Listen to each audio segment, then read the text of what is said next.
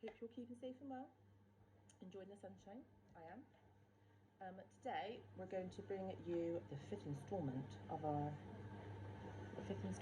chapter of our London Eye mystery book.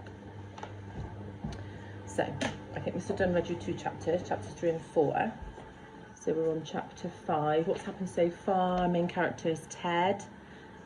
He's a young boy. I don't know if we know how old he is actually. Does it say? We can kind of guess, I suppose. He's at school. His cousin has just come to stay with him with his Aunt Gloria. And Salim, the cousin, wanted to go up on the London Eye. So they've gone up on the London Eye. We found out in chapter 1, Salim didn't come back down.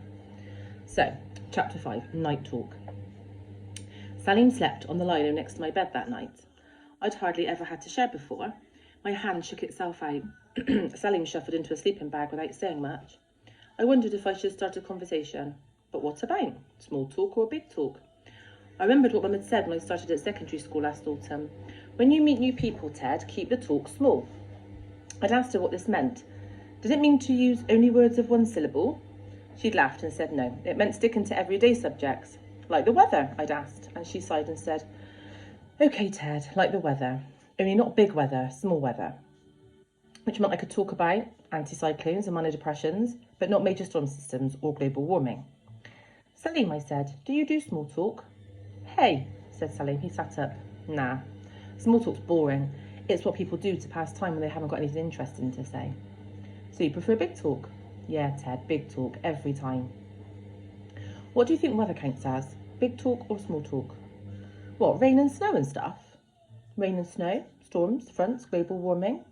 Big talk, definitely. Global warming's great. I saw this movie, all New York was underwater. London might be one day, I said. Nah, Salim said, not London, not Manchester, just New York.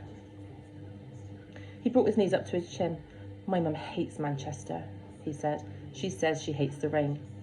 I like rain, I said, thinking about how all life depended on it. I like rain too, said Salim. It's cool and calm. Without it, we'd die of dehydration. Too right. But too much and you get a flood. Yeah, Salim smiled. A flood like Noah's Ark.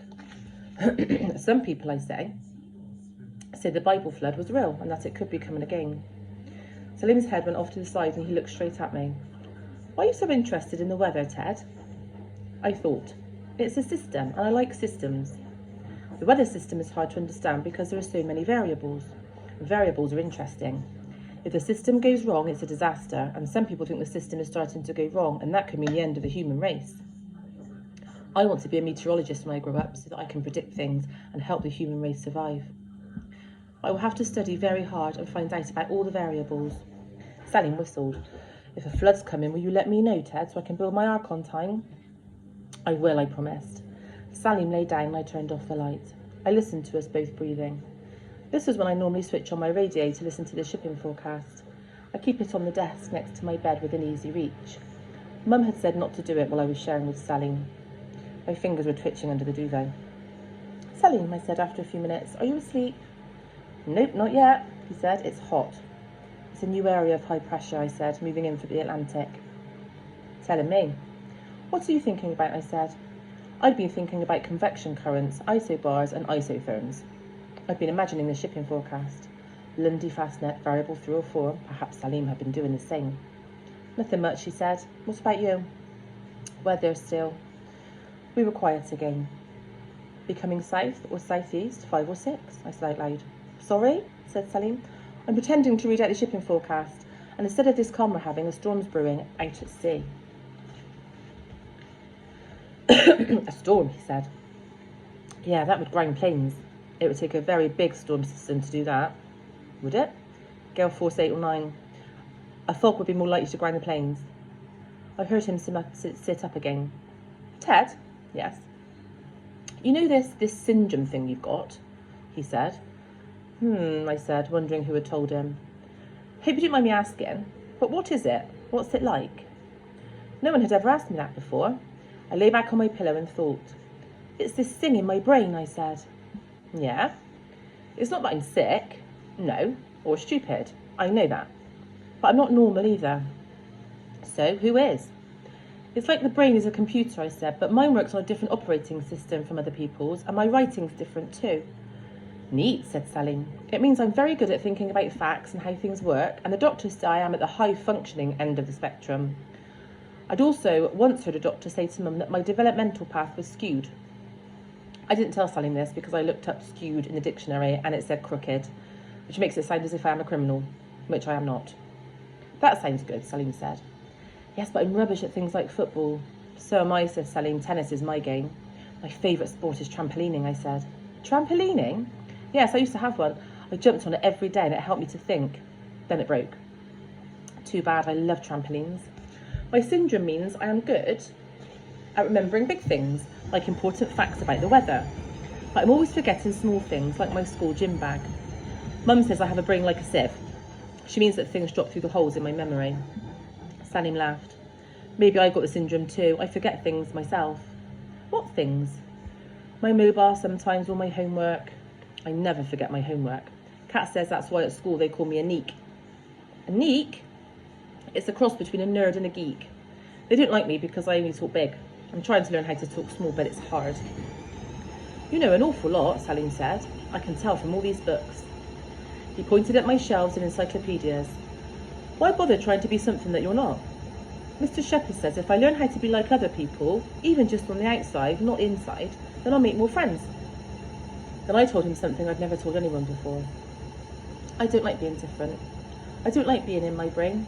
Sometimes it's like a big empty space where I'm all on my own and there's nothing else, just me. Nothing at all? Nothing, I said, not even the weather, only my thoughts. I know that place, said Sally. I'm in there too. It gets real lonely in there, doesn't it? I heard him lie down again. He whistled through his teeth. Lonely as hell, he muttered, and was quiet. I thought he'd fallen asleep, but a moment later he said, You get called a lot worse things than Neek at my school. It was all boys, no girls, and really rough stuff. Rough stuff? Yeah, fights and dares. One boy had a knife. I didn't like it, but then I got friendly with my mate Marcus and it got better. He and we were able to top moshers in 9K. We were the top moshers in 9K. Marcus used to be packy boy, like your Neek, but he isn't any longer. He's a mosher now. A mosher, I said. What is a mosher? It's northern for casual cool dude. Last term, he starred in this play called The Tempest. Marcus was a huge hit. He'll never be packy boy again. The Tempest, I said, is that about the weather? Yeah, it's by Shakespeare and starts with this massive storm out at sea. It's right up your street. After that, he did fall asleep. I lay back listening to him breathing in and out. I wondered how the Tempest could be right up Rivington Street, where we live. Then I realised up your street was another funny thing people say that doesn't mean exactly that. My brainwaves started whirling around like the big hollow in my head, like molecules in a cumulonimbus cloud. Should have practiced this. That's about to burst. I made up my own shipping forecast. Man and Hebrides, northwest 7 to severe gale 9. Deepening low, moving northwest. Rain becoming variable. A cool breeze came in through the window. Salim gave a sigh as if he was working something out in a dream. I thought about what Aunt Gloria had said about Andy Warhol being a cultural icon and maybe having what I've got. Then I remembered how some people say Einstein had it too. My brainwaves calmed down, and then I fell asleep. That's the end of chapter 5. Chapter 6 next is called We Go to the Eye. I like this book. I think Miss Carslake is doing the next chapter, chapter 6. I hope you're all okay. Miss you very much. Take care. Stay safe. See you soon. Another cooking video to come soon. Mwah. Ciao.